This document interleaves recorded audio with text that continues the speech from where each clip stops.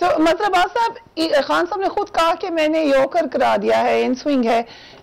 ये तो वो शायद ठीक कह रहे हैं, क्योंकि हम सब बैठकर ये समझना चाह रहे हैं कि एग्जैक्टली खान साहब क्या चाह रहे हैं, क्या कह रहे हैं। लेकिन क्या हम ये कह सकते हैं कि पॉलिटिकल डिस्कोर्स में, पॉलिटिकल डिबेट में अब जनरल बाजवा की एक्सटेंशन एक वायबिलिटी बन चुकी है, एक ऐसा मामला है जो कि बिल्कुल हो सकता है। सो यहां तक वो डिबेट को ले आए हैं। आगे क्या होगा, आपका क्या ख्याल है? चलिए, वैसे एक लाइटर नोट पे आपने कहा कि पैमरा ने तो, मुबारक हो, पैमरा इतनी ताकतवर हो गई कि इंटरव्यू रुकवा सकती है और चलवा सकती है। अब तो सभी, कोई भी रुकवा सकता है, आजकल तो हर जगह से प्रेशर आता है बज़र साहब। और नहीं भी रुकवा सकता तो वैसे ही रोक देते हैं। लेकिन देखें, on a serious note, Imran Khan साहब क्या कहना चाह रहे हैं? क्या कहना चाह रहे हैं? यानी ये जो भी 5-6 सीनियर मोस्ट जनरल्स हैं, इनमें किसकी तकर्रुरी ऐसी हो जो उनको ये लगे कि ये मेरिट पे नहीं हुई? मतलब मेरिट वो डिफाइन कर दे ना। आप ये छोड़े ना कि कौन कर रहा है। एक लिस्ट आती है ना नामों की, एक नामों की लिस्ट आती है प्राइम मिनिस्टर के पास GHQ से।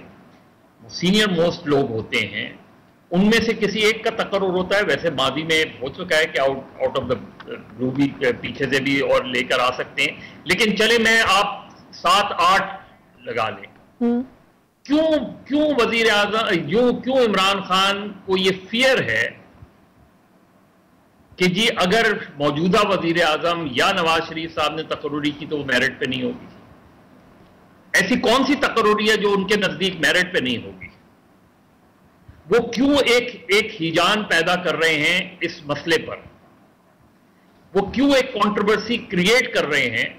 देखिए, कल भी उन्होंने, फैसलाबाद में भी उन्होंने मेरिट का जिक्र किया। इसका मतलब यह कि कोई ऐसा नाम है जिसको, जो उनके नुक्ते नजर से या उनके जहन में है कि शायद अगर ये तकर्रुरी हो जाए तो वो उनके नजदीक मेरिट पे नहीं होगी। वरना तो नवाज शरीफ, शहबाज शरीफ, कोई भी वो करेंगे तो वो उसी लिस्ट में से तो करेंगे। लेकिन पहले भी तो यही मसला था ना मजहर अब्बास साहब, पहले भी यही मसला था जब PDM की जमातें कहती थी कि इमरान खान किसी खास ऑफिसर की अपॉइंटमेंट करेंगे एज आर्मी चीफ, इसीलिए हमने इमरान खान की हुकूमत खत्म करनी पड़ गई। दस्तगीर साहब ने तो ओपनली ये बात की, मरीम नवाज ने इसका जिक्र किया। मुईद, आपने मेरी ही बात की तायीद की है ना, मेरी ही बात की तायीद की है कि PDM का अगर वो फियर था तो इमरान खान का भी कोई फियर है। और PDM ने तो बता दिया कि वो किससे उनको फियर है। खान साहब का हमें गैस करना है कि किससे कर रहे हैं। आप मेरी ही बात की तायीद कर रहे हैं जब वो ये कह रहे हैं कि जी उस वक्त तक आप आर्मी चीफ की तकर्रुरी मौखिर कैसे हो सकती है? मुझे कोई वो कॉन्स्टिट्यूशनल प्रोविजंस बता देना। वो एक है जो जनरल बाजवा को लास्ट टाइम एक्सटेंशन मिली थी, उसमें एक जो पार्लियामेंट के थ्रू, उसमें एक प्रोविजन ऐसी है जो 64 इयर्स एज वाली जन गालबन है उस वक्त तक। लेकिन कोई ना कोई तो अनाउंसमेंट होगा ना। तो इंपॉर्टेंट बात यह है कि इस सूरत हाल को, मेरा ख्याल है कल के इंटरव्यू के जवाब को भी बहुत अच्छे अंदाज में नहीं लिया गया होगा, क्योंकि आप एक डिस्कम्फर्ट पैदा कर रहे हैं इस मसले पर। और दूसरी बात यह कि मेरी एक राय है ये, और मैंने इससे पहले भी एक ये राय दी है कि, और मैं चाहूंगा कि हारून साहब भी इस पर बताएं। मेरी ये राय है कि क्यों ना हम आर्मी चीफ की तकर्रुरी, और अभी की बात नहीं, for all time to come, ये हो सकता है मैं गलत हूं, ये आर्मी चीफ की तकर्रुरी विद इन द आर्मी क्यों ना हो जाए? Why a list has to go to the prime minister, जिस तरह चीफ जस्टिस का होता है, सीनियर मोस्ट वो जो जज होता है वो से। और आज बैठ के बता सकते हैं कि 2028 में कौन चीफ जस्टिस होगा। उन्होंने एक मसले को हल कर लिया। Very interesting. ठीक है, ये डिबेट हो सकती है, होनी चाहिए। अगर इजाजत है नसीम ज़ाहिर साहबा, आपसे भी सवाल है कि तैनाती के हवाले से एक तो सजेशन भी दी मज़हबाज साहब ने, लेकिन क्या इमरान खान साहब की ये राय दुरुस्त है कि आर्मी चीफ, क्योंकि एक बड़ी सेंसिटिव पोजीशन है, सो नया मैंडेट लेके नई इलेक्टेड गवर्नमेंट वही इसकी तैनाती करे? देखिए, शोर इस वजह से है क्योंकि पाकिस्तान में आर्मी चीफ की तैनाती आज से नहीं, काफी अरसे से हम देख रहे हैं कि ये इसको एक बड़ा सियासी समझा जाता है, बड़ा ये अहम सियासी टूल कह दें, सियासी तोहफा कह दें जो प्राइम मिनिस्टर इन पावर होते हैं। बिकॉज इस तरह की पावर गेम्स चलती हुई है पाकिस्तान में कि आर्मी चीफ को ये समझना एक प्राइम मिनिस्टर के लिए कि आर्मी चीफ बात रही है। तारीख आप हमें ये भी बताती है कि आर्मी चीफ किसी का नहीं होता, आर्मी चीफ अल्टीमेटली इंस्टीट्यूशन का होता है या वो अपनी सोच का खुद होता है, यानी कि वो किसी के कहने पे नहीं चलते, चाहे वो सियासत में आए या सियासत से बाहर रहे, आइन के अंदर रहे या बाहर रहे, वो बिल्कुल वैसे ही करते हैं जैसे कि वो खुद समझते हैं और जैसे उनका इदारा समझता है। एक तो बात ये हो गई। तो उसी तनाज़ुर में देखें कि इमरान खान साहब ने क्या किया। और मेरा ख्याल है कि इस मर्तबा जो इमरान खान साहब ने बात की वो हद से ज्यादा ही आगे चले गए। उन्होंने कहा जी ये तैनाती नहीं करेंगे ये लोग। अच्छा, अब बात ये है कि जो प्राइम मिनिस्टर इस वक्त हैं शहबाज शरीफ साहब, वेदर वी लाइक इट और नॉट, वो एक पॉलिटिकल प्रोसेस था, जो कॉन्स्टिट्यूशनल प्रोसेस था कि वोट ऑफ नो कॉन्फिडेंस, उससे वो आए हैं। अच्छा, इमरान खान साहब की अपनी बात, वो कहते हैं जी ये इम्पोर्टेड है, और उनकी पार्टी कहती है इम्पोर्टेड है, वो कहते हैं जी ये लोगों को खरीदा है इन्होंने, इसलिए हमारे खिलाफ हुए लोग, इसलिए हम घर गए। हकीकत तो ये नहीं है कि बस किसी ने किसी को खरीदा। हकीकत तो ये है कि जाहिर पावर्स दैट बी, उन्होंने पहले एक सपोर्ट किया, जो इत्तेहादी थे कि वो साथ रहे, उसके बाद चाहे इनडिफरेंट हुए, चाहे कहा कि उनके खिलाफ वोट थे। तो मेरा मतलब कि ये बात भी हमें ज़हन पजीर करनी चाहिए कि किन हालात में इमरान खान साहब गए। अच्छा, अब बात यह है कि इस वक्त जो मौजूदा प्राइम मिनिस्टर हैं वो ना कोई आसमान से टपके हैं, ना अमेरिका वाशिंगटन से आए हैं, वो इधर ही के एक कॉन्स्टिट्यूशन प्रोसेस के तहत बने हैं प्राइम मिनिस्टर। और एक इदारे में एक आर्मी चीफ रिटायर हुए, तो बस रिटायर हुए तो ही शुड गो होम और एक नए की तैनाती होनी चाहिए।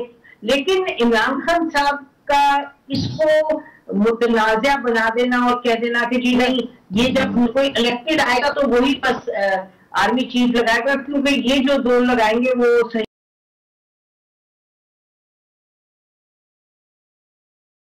के लिए लगाएंगे। अब ये हकीकत तो नहीं है।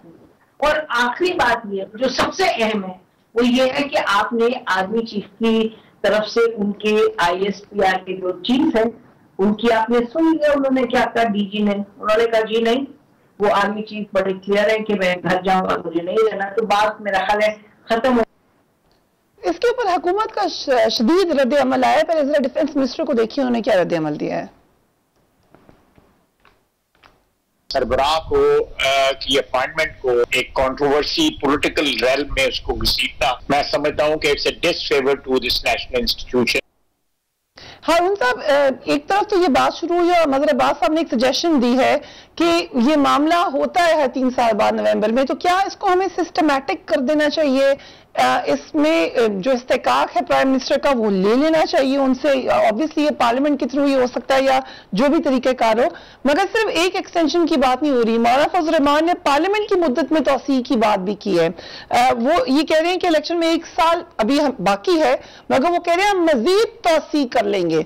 सो ये आपको आइंदा क्या नजर आ रही है प्लानिंग इस हुकूमत की भी कि, और आपके ख्याल से इदारे में इसका क्या रिएक्शन होगा? मेरा ख्याल है मौलाना फजल रहमान जो बात कर रहे हैं वो तो बहुत मुश्किल है, बहुत शदीद अवामी दबाव आ जाएगा, इसको कैरी करना मुश्किल होगा। इस पे तो मैं इतनी बात अर्ज करना चाहता हूँ। लेकिन एक लम्हे के लिए हम ये भूल जाएं कि इमरान खान साहब ने क्या कहा है, तो नुक्ता वही है जो मजहर अब्बास साहब ने कहा है। कोई मैकेनिज्म जो बहुत ठंडे दिल के साथ, बहुत होशमंदी के साथ, बहुत तवाज़ुन और एतदाल के साथ है, जो इमर्ज करे डिबेट के साथ, जिसमें सियासी रंग गालिब न हो बल्कि ये है उसको इंस्टीट्यूशनलाइज किया जाए। वैसे तो मैं को 15-20 साल से अर्ज कर रहा हूं कि पाकिस्तानी फौज को तश्कील-ए-नौ की जरूरत है, लेकिन वो तश्कील-ए-नौ तो अपने वक्त पे होती है और मफाहमत की फिजा में होती है, वो कशीदगी की फिजा में नहीं हो सकती। लेकिन कोई मैकेनिज्म बन तो सकता है, अगर बंद जहनों के साथ न सोचा जाए, एक क्रिएटिव अप्रोच के साथ सोचा जाए।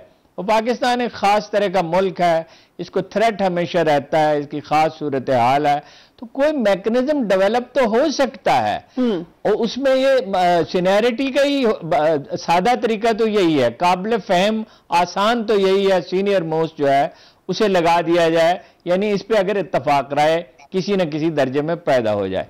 मगर यह भी देखना पड़ता है, जैसे जनरल कियानी की और नवाज शरीफ की जो मीटिंग हुई जनरल कियानी के रिटायरमेंट से पहले, तो जनरल मियां नवाज शरीफ ने कहा था सीनियर मोस्ट, तो आपकी क्या राय है? तो जनरल कियानी ने कहा सीनियरिटी एंड मेरिट बोथ। ये भी एक सवाल है, जाहिर है जो रहेगा, लेकिन इसका हल तलाश किया जा सकता है कि मिलिट्री ऑपरेशंस का जो मनसब जिस जनरल के पास हो, उसके लिए भी chairman joint chief of staff की तरह कोई तरीक़ेकार तय कर लिया जाए। तो कोई मैकेनिज्म जरूर बन सकता है। जब हम ज्यादा एक जहनी दबाव के साथ, मैं को सादा अल्फाज में कहूंगा, सोचते हैं, तो हम समझते हैं ये तो हो ही नहीं सकता।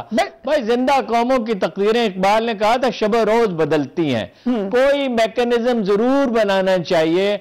हर दफा ये कंट्रोवर्शियल होता है, इसके लिए लॉबिंग होती है, और इस किसी का नाम लिए बगैर और किसी की तरफ इशारा किए बगैर इस तस्नाई सूरतों के सिवा मेरिट को कम मलूज रखा जाता है।